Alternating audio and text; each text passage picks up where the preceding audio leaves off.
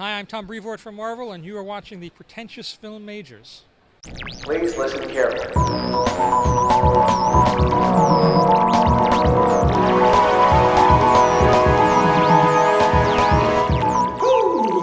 Hey, I'm here at Baltimore Comic Con with Tom Brevoort, one of the executive editors at Marvel Comics. Mr. Brevoort, that's not your full title, right? It's actually much longer and sounds much more important. What is your full title? My full title is Senior Vice President, Executive Editor. Ah, very cool. So yesterday at your Marvel Now panel, you started talking about a lot of the things that are coming up. Right. But before Marvel Now, we have Avengers vs. X-Men. Yes. And it's coming to an end. Yes. What are some of the big things that we can expect from the end of Avengers vs. X-Men? Well, I can't tell you anything too specific, but certainly the conflict that's been brewing all this time for 10 issues between the Avengers and the remaining Phoenix 5, who are now down to 2 by the end of AVX 10, is going to reach ahead. The X-Men obviously are going to play a big role in that and get involved. The rank and file, all the characters we haven't seen in a while. There's going to be a lot of catastrophe. There's a lot of fire. And then, big explosions and change and resolution, and hopefully something that people will remember for a good long while. Cool. Well, you mentioned A+X. Can you tell us a little bit more about that? Yeah, A+X is a series that we have that's launching in October. It's very much in the vein of the AVX Versus book that we did during Avengers vs. X-Men, except that where A versus X was about Avengers and X-Men fighting one another, this is a book in which X characters and Avengers characters or Marvel hero characters will be united in a given story. So it's 2 stories every issue, just like in Versus, done by our biggest and best. Bridging that gap and telling these big, crazy, exciting stories that go all across the Marvel Universe. Cool. Well, you're the Avengers guy around the office, and we know that the Uncanny Avengers is going to be a big thing for Marvel now. But what about some of the other teams like Secret, Dark, Young, Mighty? Those Avengers. What will happen with those teams? Well, we haven't announced every single thing. We've talked about the fact that John Hickman is going to be writing Avengers, which will be coming out twice a month. We've also mentioned that he's writing New Avengers. Secret Avengers, Rick Remender is wrapping up his run, and then we'll talk more about that. Dark Avengers is continuing on with Jeff Parker.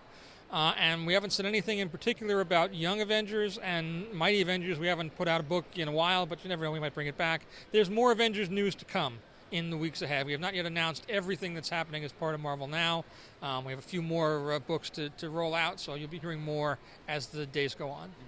Now, I'm a huge fan of the Young Avengers, and I was really happy to hear that, something along the lines of them is going to appear in Point One. Yes. As a fan, what Marvel Now titles are you really excited to check out? The honest answer, as stupid as it sounds, is pretty much everything that I've seen looks really, really good. I'm very impressed with the line as a whole and with the creators and editors as a whole. I can pick books, but it's really like it's a smorgasbord of good stuff. I guess I'll aim people at books that are outside of my area. So I think All New X-Men is going to be great. I love all the stuff that I've seen and heard on the new Deadpool book. X-Men Legacy looks pretty cool. It's got a very different aesthetic to it, a very different flow. Big stuff coming up in Spider-Man for 700. And then, closer to home, Captain America is awesome. Thor is outstanding. Avengers is going to be great. Uncanny Avengers is going to be exactly as good as you think it is. We just have, it really is like everybody has stepped up their game. Fantastic Four and FF. My Coloride's FF with Matt's going to be terrific. Going through these things, I feel bad because then I forget, like Hulk by Wade and you. Really, these are all books that I would want to read were I that wealthy. So there's really not a stinker in the bunch. Oh, that's great to hear. So at the Marvel Now panel yesterday, Iron Man. I forgot Iron Man by Kieran and Greg Land. Again, this is the problem with this, is that it's not like people can tend to take my silence as content. Oh, we didn't mention Iron Man. It must be the bad one. No. Or whatever one that I'm sure I'm going to forget one. So it's good too. So we found out yesterday that Mark Waid is reading The Phantom Stranger. Earlier today, I found out that Dan DiDio is reading Daredevil. So what other books outside of Marvel are you checking out? You know, as an editor, you probably scale the entire landscape of comic books. So, Right. what are you keeping an eye out for? Well, I read. I mean, I go to the shop every week, like clockwork. I'm in there every Wednesday morning. So I read like a bevy of stuff from really across all party lines. I'm just trying to think of what the last couple of things that I read were. I thought the Green Lantern annual was really good. So I read that. I have the latest the Action Zero, waiting for me at home. So Grant's, basically the Grant books, the Jeff books, I think are good. All the stuff that Scott Snyder's doing over at DC. In the indie Dark Horse world, it's funny because I have stacks of stuff, and you ask me this question, it all flies completely out of my head. The Rocketeer Adventures that Wade and Sam are doing is pretty excellent. I like almost all pretty much all the new Valiant books. I think have been very well done. So it really is just like a ton of stuff. I keep up with just about everything to one degree or another. So, as an editor, if you could pull a writer from one of your competitors and put it on one of your titles, who would it be? See, the problem with that question is I can do that, and I'm not going to be telling you that so that the people working at that company will have the advance notice. That would be stupid. The one name I can give you with certitude is Jeff Johns, because since he's their chief creative officer and officer of the company, it is more unlikely that I'd be able to do that. So he's the safe answer, but the real answer is I'm not going to tell you that. You out of your mind? So you're a pretty outspoken guy on the internet. You have a large presence. I follow your Tumblr, and it's great. I have a large presence everywhere.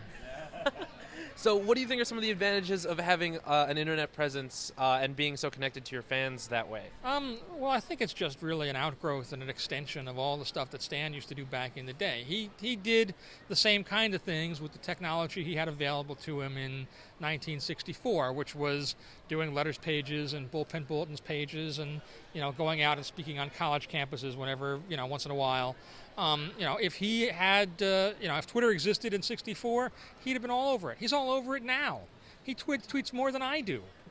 I think Marvel has a real history of being connected in a real personal, one-to-one way with our fans and with the audience, and this is just kind of carrying through on that. Whether it's on Twitter or Tumblr or Forum Spring or any of the new social media, we tend to be at the forefront of that stuff. Cool. Okay, so last question. A really big thing with Drexel University, where we're from, is the co-op program and getting internships. You started out at Marvel as an intern. One of our graduates, Tom Brennan, works at Marvel as an intern. Mm-hmm. Do you think the intern program is like the best way to come up in the comic book industry today, or like one of them? I don't know if it's the best. There's nothing that says that you do an internship at Marvel or any of these companies and you're going to be able to get in at Marvel. What it does, it gives you an opportunity to show that you've got the right stuff, that you're serious, to make some connections to people, to impress some folks, and kind of get onto their radar and get noticed.